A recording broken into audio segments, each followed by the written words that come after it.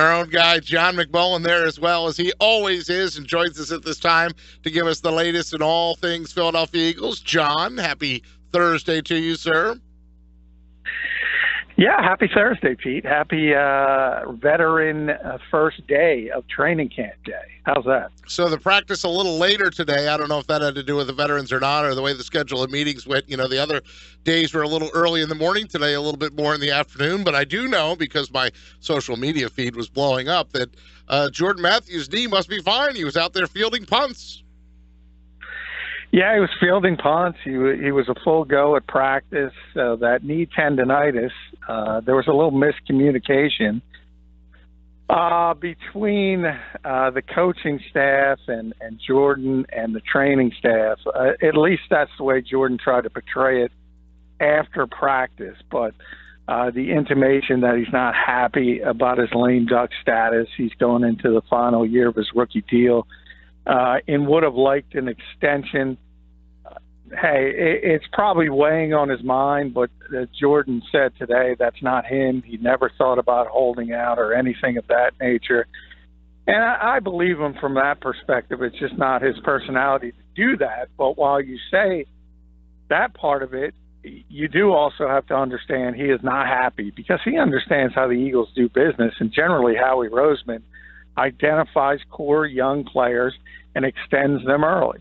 And he hasn't done that with Jordan Matthews, which has led me to the indication, and I've said it many times on this show, that this is probably going to be Jordan Matthews' last year as a Philadelphia Eagle.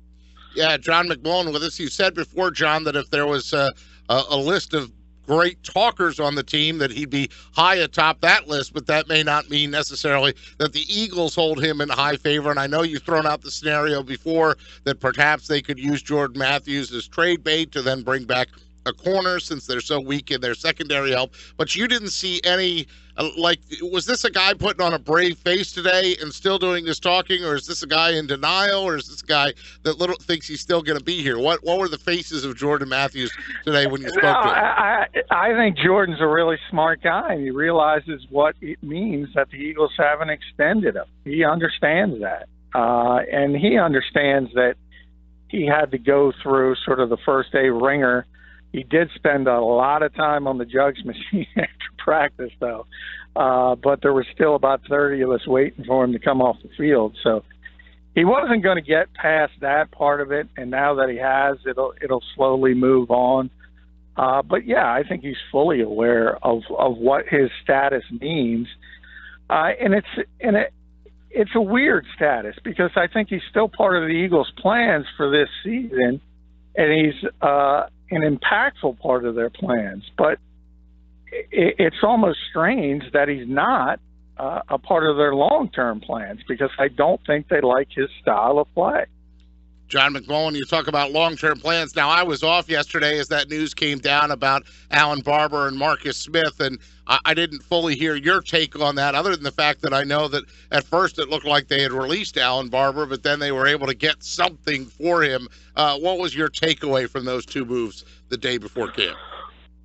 Well, I was a little surprised by the Barber move, and I think that had more to do with him not accepting a backup role. I think the Eagles want to move forward with Isaac Seumalo, and they would have been thrilled if Allen accepted sort of the game day swing tackle role and went into being he would have been the best in the NFL at that particular position. That would have been incredible depth.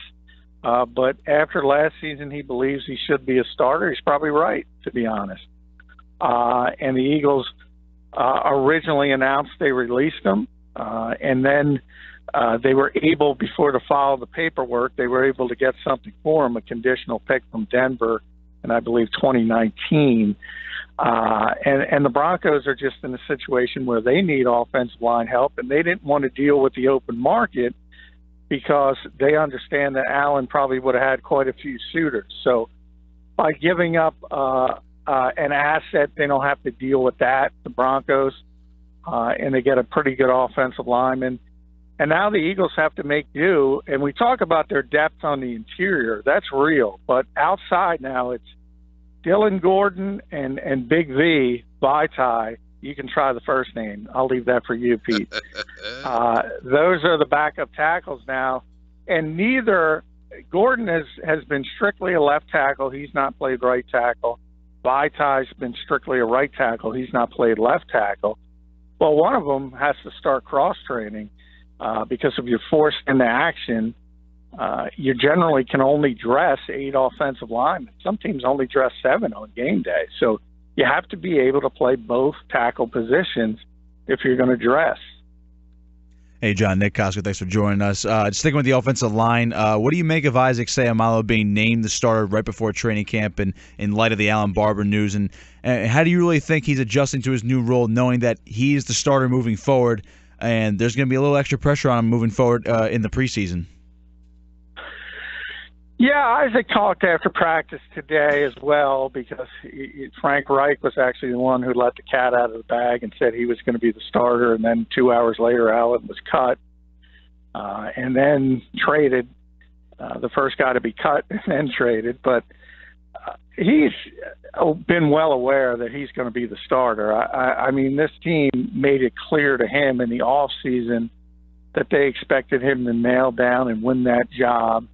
And so he's been in that mode for a while now, and we'll see how it handles it. I mean, the Eagles rave about his intelligence as a player. He's much more athletic than Allen Barber.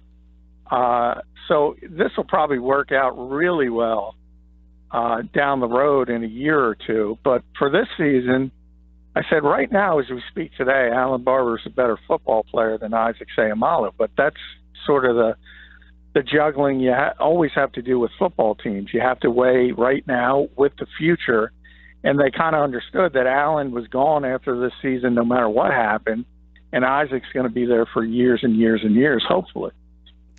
Sticking on the offensive side of the football, obviously the biggest addition for the Eagles in the offseason was Alshon Jeffery. So basically all the eyes are on him. How do you look out there today with Carson Wentz and the rest of the offensive side of the football? Well, he made one great catch. It's a typical Alshon Jeffery catch where he just went up and got the football on a fade pattern. And it just showed you his skill set and what he can do. And it's just great for the quarterback because he's got such a huge catching radius, and you don't have to be pinpoint accurate. You don't have to be perfect. And he's the definition of that guy who's open even when he's not open. Because even when there is a cornerback stuck to him, you can throw the ball high, and he'll go up and high point the football and bring it down. And if he doesn't, he'll break it up. He did also drop a pass. First time I've seen Alshon Jeffery drop a pass as an Eagle. So that itself is a story, I guess. But clearly, I mean, when he's been on the field in Chicago and he's had issues with injuries and he had the PED suspension as well, but when he was on the football field, he was a top 10 receiver in this league. And that's, from a talent standpoint, obviously, that is a huge step forward for the Philadelphia Eagles. Switching sides over to the defense, Sidney Jones, I would say the most hyped-up draft pick from this past offseason. He's only in Derek Barnett. I'm just throwing that in there, but please go ahead. Well, Sidney Jones is in his practice jersey in a bucket hat and has the gloves on. He's not really doing much, but he's taking a bunch of mental reps, John. So really, what is the plan for the Eagles and using Sidney Jones throughout training camp in the preseason? How do they progress him along slowly? And, when do they think he's going to be ready at this point? Well, there is no plan at this point. They've never put a timetable on him. His surgeon, he had his operation for a torn Achilles, I think, March 22nd. And his surgeon was probably being optimistic because he was trying to sort of hype up his draft status as a potential first-round pick. He would have been a first-round pick if he didn't get injured. Had put it at 6 months, which would be September 22nd. So he's not going to be cleared in training camp. He's not going to be doing anything on field work, and it is all mental reps at this point. It's a very serious injury. Hopefully he can get him on the field at some point this season, and hopefully that September 22nd date turns out to be true, and he's fully cleared, fully healthy, and able to go. And then you probably need at least a week or two from there to knock off some of the rust, and then maybe get him on the football field. But anybody expecting him during training camp or in the preseason, they're going to be disappointed because it just takes time to recover from a torn Achilles. John, sticking with rookie cornerbacks, Rasul Douglas was the other rookie corner the Eagles drafted, and you look at the big picture of this team. They're obviously thin at the cornerback position. The only guys ahead of him are Patrick Robinson, who really hasn't lived up to the expectations of being a first-round pick, Jalen Mills, who's coming to his second year in the league, and Ron Brooks coming off an injury. What do the Eagles need to see from Douglas in order for him to not just be a contributor this season, but to move up the depth chart? Well, I think they need to see how he adapts to the pro game, because I always talk about cornerbacks. It's really difficult. You can be a lot more physical at the college level than you can be at the pro level. They're a lot more ticky-tack, and young players tend to get a lot of flags because they have to get used to how the officials call the game. That's number one.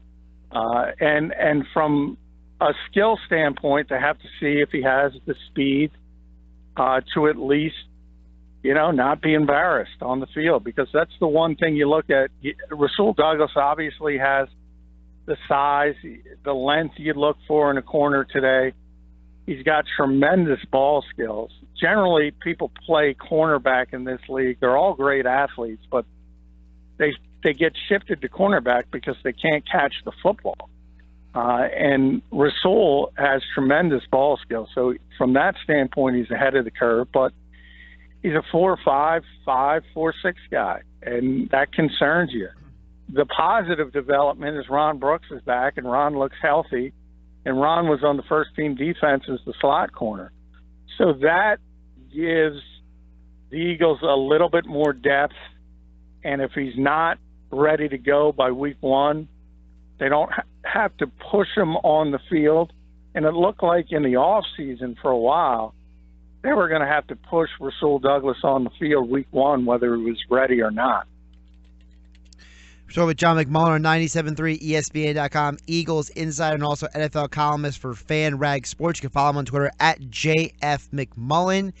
As Pete would predict, nationally in the news, it's not just that John Harbaugh said that they're interested possibly in Kaepernick because Joe Flacco got injured. To me, the real story isn't Kaepernick, John. It's the fact that Joe Flacco injured himself lifting weights. Now, I don't get this. Of all the things these guys, dumb things we know athletes do in their spare time, Joe Flacco is probably one of the very small contingent of athletes who actually got injured doing what he's supposed to, which is getting prepared for the season. I mean, talk about the irony of that. Well, hey, take it one further. Kenneth Dixon got hurt the same way. He was working out at Louisiana Tech, and he's out for the season with a torn meniscus. So the Ravens have had a tough offseason from an injury standpoint. They lost Dennis Pitta to a likely career-ending hip injury, his third hip dislocation. They lost Dixon. They lost Tavon Young, the cornerback. They lost Joe Flacco now. Who knows? I mean, they're trying to be optimistic about it, but anytime you talk about a back injury, those things can be really, really tricky. We saw with Tony Romo a couple of years ago. The Cowboys were saying he's fine.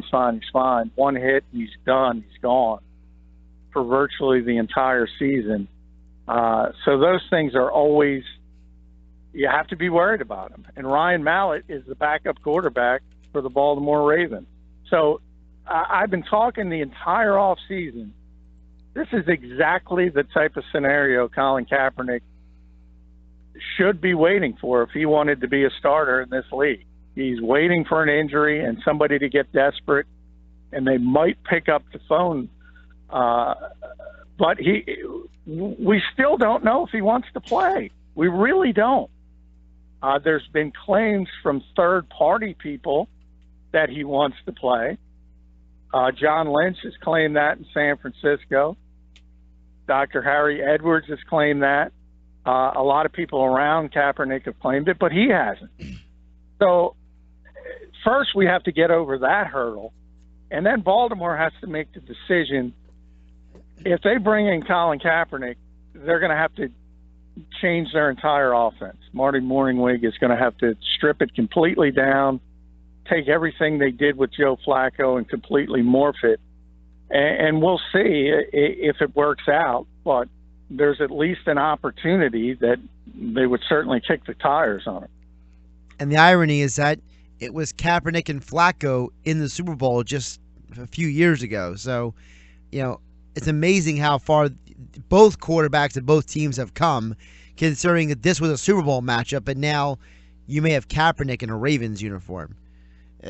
It's crazy. Yeah, I think the ironies are deep, too, because I think that was the beginning of the fall of Colin Kaepernick as a player. I think Dean Pease and John Harbaugh put together a great game plan, and it was basically, if you remember in those playoffs, Colin Kaepernick made Clay Matthews specifically look silly with his own read and his ability to run the football. And basically the Ravens told Terrell Suggs to, don't worry about the fake, just hit the quarterback.